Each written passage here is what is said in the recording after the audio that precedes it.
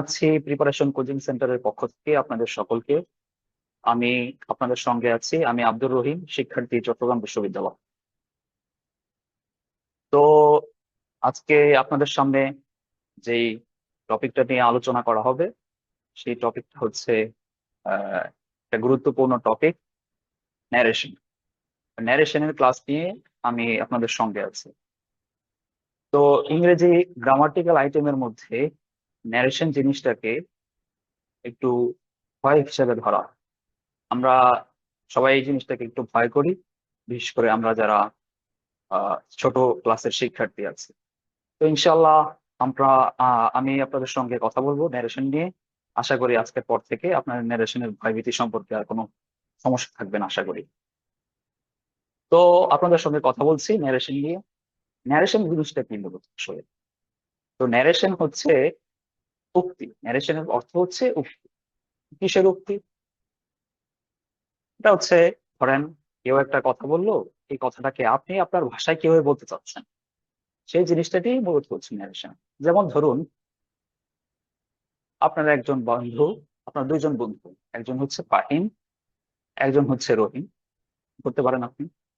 তো ফাহিম রহিমকে একটা কথা বললো যে আহ চলো আজকে আমি চকবাজারে, চকবাজার মার্কেটে যাব। তো এই এই হুবহু কথাটা আপনি আপনার আরেক বন্ধুকে বলতে চাচ্ছেন, তো কিভাবে বলবেন? আপনি অবশ্যই এভাবে বলবেন যে ফাহিম রহিমকে চকবাজারে যেতে বলেছে। অর্থাৎ ফাহিমের সঙ্গে রহিমের যে কনভারসেশনটা হয়েছে, ছোটখাটোর যে কথাটা হয়েছে, এটা অবিকল আপনি আপনার ভাষায় কিভাবে আরেকজনকে বলবেন সেটার অর্থ হচ্ছে নির্দেশন। যেমন ধরুন,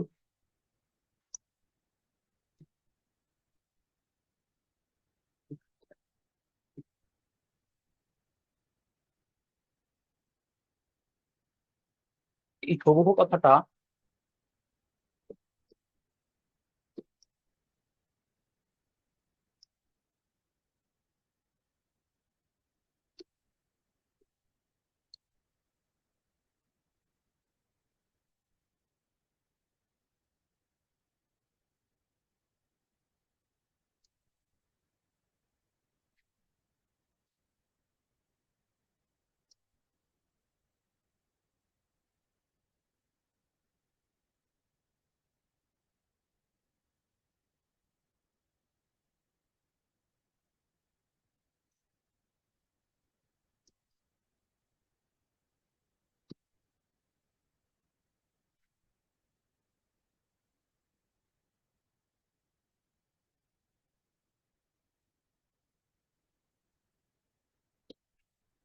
ধরেন এই কথাটা হচ্ছে ফাহিম রহিমকে বলল আমরা আজকে চকবাজার যাব। তো ন্যারেশনের মধ্যে প্রথমে আপনাকে কয়েকটা বিষয় সম্পর্কে ধারণা দিয়ে রাখছি। সেটা হচ্ছে ন্যারেশন বিষয়ে, ন্যারেশনের মধ্যে প্রথমত দুইটা বিষয় আলোচনা করা হয়। একটা হচ্ছে ডিরেক্ট স্পিচ, একটা হচ্ছে ইনডিরেক্ট স্পিচ। ডিরেক্ট স্পিচ হচ্ছে এটা, অর্থাৎ ফাহিম রহিমের সাথে যে কনভারসেশনটা হয়েছে এটা হচ্ছে ডিরেক্ট স্পিচ। পরবর্তীতে আপনি যে আপনার বন্ধুকে তাদের এই দুইজনের কথাটা আবার আবার বলবেন, ওটা হবে indirect speech.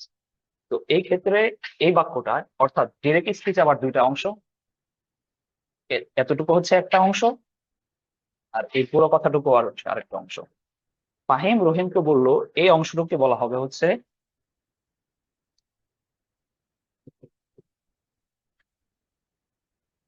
Reporting.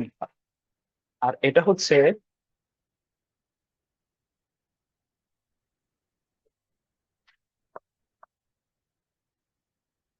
Reported speech. এই অংশটুকু হচ্ছে রিপোর্টিং ভার্ব, আর এই অংশটুকু হচ্ছে রিপোর্টেড স্পিচ। অর্থাৎ আপনাকে দেখতে হবে, আপনি যখন ন্যারেশন করবেন, অর্থাৎ ইনডিরেক্ট স্পিচে যখন আপনি রূপান্তর করবেন ডিরেক্ট স্পিচটাকে, তখন হচ্ছে দেখতে হবে আপনাকে রিপোর্টিং ভার্বের অংশে কোন ভার্ব ব্যবহৃত হচ্ছে। আমরা জানি সেড, এটা একটা পাস্ট পাস্ট ফর্ম। সের পাস্ট ফর্ম হচ্ছে সেড, পাস্ট পার্টিসিপল ফর্ম হচ্ছে সেড। অর্থাৎ রিপোর্টিং ভার্বটা যদি কেবলমাত্র পাস্ট টেন্সে থাকে, তাহলেই কেবলমাত্র রিপোর্টেড স্পিচ পরিবর্তন হবে, অন্যথায় কিন্তু পরিবর্তন হবে না। অর্থাৎ এটা হচ্ছে, এই পুরো বাক্যটা হচ্ছে ডিরেক্ট স্পিচ।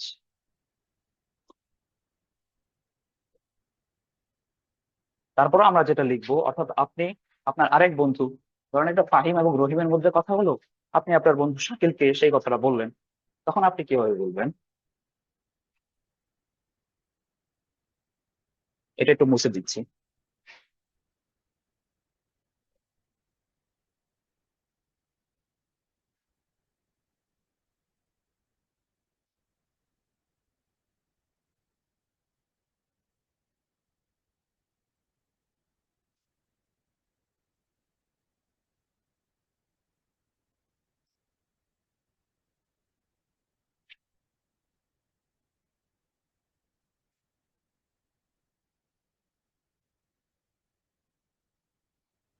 রহিম, এটাকে আগের মতো যেটা দেখানো হয়েছিল, এখানে একটা কমা ছিল, এই কমাটা আর থাকবে না যখন ইংরেজি স্পিচ। এই কমার পরিবর্তে হচ্ছে দ্যাট ব্যবহৃত হবে। তারপরে হচ্ছে ওই সেন্টেন্সটা ছিল হচ্ছে we will go to Chawkbazar today, অর্থাৎ আমরা আজকে চকবাজারে যাব। তো ওটা হচ্ছে ফিউচার ইনডিফিনিট ছিল।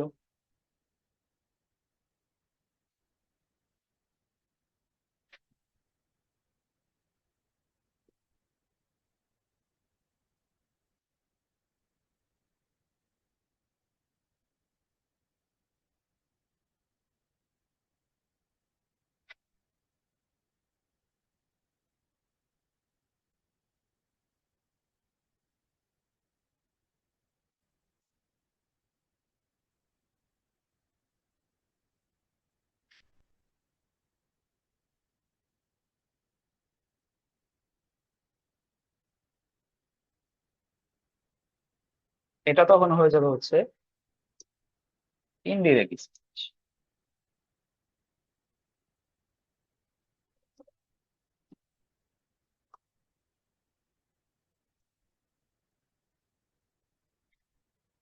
অর্থাৎ এখানে অনেকগুলো পরিবর্তন, যেমন আমরা সেড এর পরিবর্তে টোল ব্যবহার করেছি, এখানে একটা কমা ছিল, এটার পরিবর্তে দ্যাট ব্যবহার করেছি।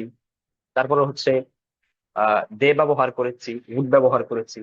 অর্থাৎ ন্যারেশনের ক্ষেত্রে প্রথমে আপনাকে যে বিষয়গুলো মাথায় রাখতে হবে, একটা হচ্ছে ডিরেক্ট স্পিচ আর একটা হচ্ছে ইনডিরেক্ট স্পিচ। অর্থাৎ কোনো বক্তার বক্তব্যকে আপনি আপনার ভাষায় বর্ণনা করাটাই হচ্ছে ইনডিরেক্ট স্পিচ। আর সে যে বক্তব্যটা বলেছে,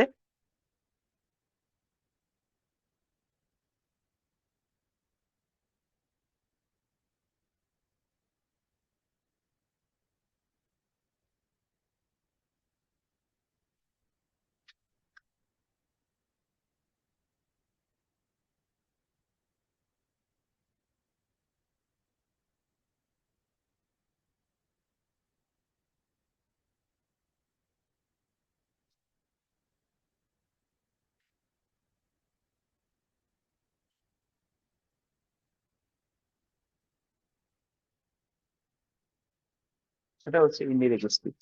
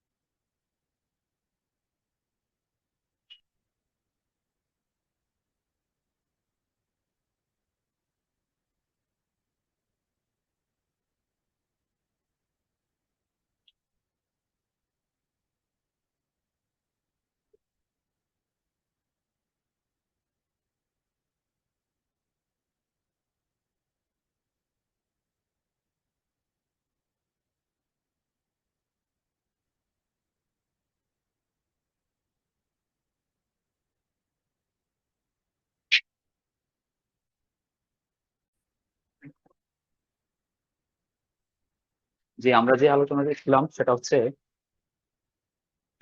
Fahim told Rahim that they would go Chawkbazar that. অর্থাৎ এক্ষেত্রে কয়েকটা পরিবর্তন হয়, একটা হচ্ছে সেন্টেন্সের পরিবর্তন, আরেকটা হচ্ছে পার্সনের পরিবর্তন, আরেকটা হচ্ছে অ্যাডভার্ব অথবা প্লেসের পরিবর্তন। এখানে সেন্টেন্সের পরিবর্তন হয়েছে এই যে পুরো বাক্যটা,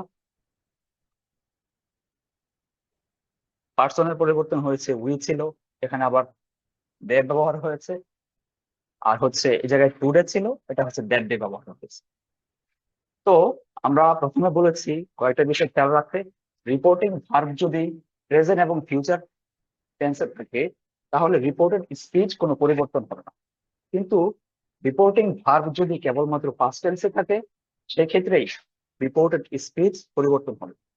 অর্থাৎ এর আগের বাক্যটা ছিল ফাহিম সেড টু রহিম, ফাহিম রহিমকে বলল দ্যাট, এখানে একটা কমা ছিল, কমার পরিবর্তে দ্যাট ব্যবহার হয়েছে, যে we will go to Chawkbazar today. অর্থাৎ সেখানে ছিল উই এর পরিবর্তে দে ব্যবহার হয়েছে। অর্থাৎ যখনই দেখবেন আপনি রিপোর্ট স্পিচ ফার্স্ট পার্সন থাকে সেটা রিপোর্টিং ভার্বের সাবজেক্ট অনুযায়ী পরিবর্তন হয়। আর যদি রিপোর্টেড স্পিচে ইউ থাকে তাহলে সেটা রিপোর্টিং ভার্বের অবজেক্ট অনুযায়ী পরিবর্তন হবে। তো আর হচ্ছে টেন্সের যে পরিবর্তনগুলো হবে সেটা হচ্ছে প্রেজেন্ট ইনডিফিনিট থাকলে past tense, past indefinite, present continuous থাকলে পাস্ট কন্টিনিউয়াস, প্রেজেন্ট পারফেক্ট থাকলে past perfect, present perfect continuous থাকলে পাস্ট পারফেক্ট কন্টিনিউয়াস। আর যদি ফিউচার ইনডিফিনিট থাকে তাহলে শেল থাকলে শুড, উইল থাকলে উড, শেল হ্যাভ থাকলে উইল হ্যাভ, শেল হ্যাভ থাকলে শুড হ্যাভ, উইল হ্যাভ থাকলে উড হ্যাভ ব্যবহৃত হবে। আর হচ্ছে এই জায়গায় যে প্লেস এবং টাইমের যে পরিবর্তনটা হয়েছে সেটা হচ্ছে ধাপে ধাপে আমরা শিখবো। টুডে থাকলে দ্যাট ডে, টুমরো থাকলে দ্য নেক্সট ডে, ইত্যাদি ইত্যাদি পরিবর্তন হবে। তো আজকের আলোচনা এই পর্যন্ত, আপনাদের সঙ্গে দেখা হবে ইনশাআল্লাহ। আসসালামু আলাইকুম ওয়া রাহমাতুল্লাহি ওয়া বারাকাতুহু।